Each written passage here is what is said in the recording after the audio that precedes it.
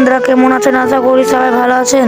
ধৈর্য ধরে এই ভিডিওটা দেখতে থাকুন, তাহলে সব কিছু জানতে পারবেন।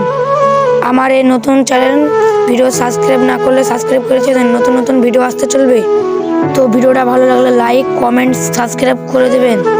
নতুন নতুন এই চ্যানেলটিকে সাবস্ক্রাইব করে ছেড়ে দেবেন। তো বন্ধুরা ভিডিওটার সময় নষ্ট না করে শুরু করা হোক। পলিগ্রাম বিবাহ পার্ট 2 কবে আসবে এই ভিডিওটা বাস্তবে জেনে নিন। তো প্রথমে টনিক রীতিকে দেখতে এসেছিল।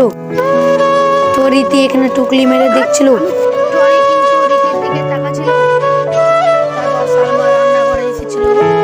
তখন সালমাকে খাওয়ার কথা বলছিল। সালমা বলছিল আমি এখন খাবো না, ওদেরকে আশীর্বাদ করে। তখন বলছে ঠিক আছে তুমি যাও। সালমা রীতিকে সাজাচ্ছিল। জানতে চাইলে এই ভিডিওটা সাবস্ক্রাইব করে প্লিজ ছুঁয়ে দেবেন। বিবাহ পার্ট 2 কবে আসবে বলে দিচ্ছি, 15 থেকে 16 তারিখের মধ্যে পার্ট 2 চলে আসবে। বিবাহ রীতির আর টনিকের বিয়ে হবে কি জানতে চাইলে কমেন্টে বলবেন। টনিকের বাবা মা রীতিকে দেখতে এসেছিল রীতির বিয়ে টনিকের সাথে দেওয়ার জন্য। রীতিকে সালমা বাইরে আনিছিল। টনিকের বাবা রীতিকে কিছু কথা বলছিল। সালমা রীতিকে চেয়ারে বসাছিল। সোনার চেনটা রীতিকে দেওয়ার জন্য এনেছিল। টনিকের মা রীতির গলায় পিনতে দিয়েছিল। তখন টনিকের মা তো রীতি টনিকের দিকে তাকাচ্ছিল। টনি কিন্তু রীতির দিকে তাকাচ্ছিল।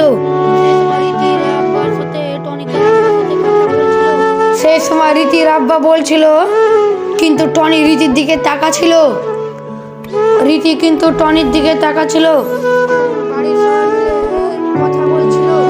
তখন রীতির আব্বা বলছিল বিয়ান একটা পান লেন। তখন টনিকের আব্বা পান খাচ্ছিল। তখন তার বুবুকে বলছিল মোবাইলটা দিয়ে আইগা। টনিকের বুবু বলছিল আমাকে যে ঘড়িটা দেখেছি ওই ঘড়িটা কিনে দিবি। তখন টনি বলল হ্যাঁ কিনে দেবো, যা তুই।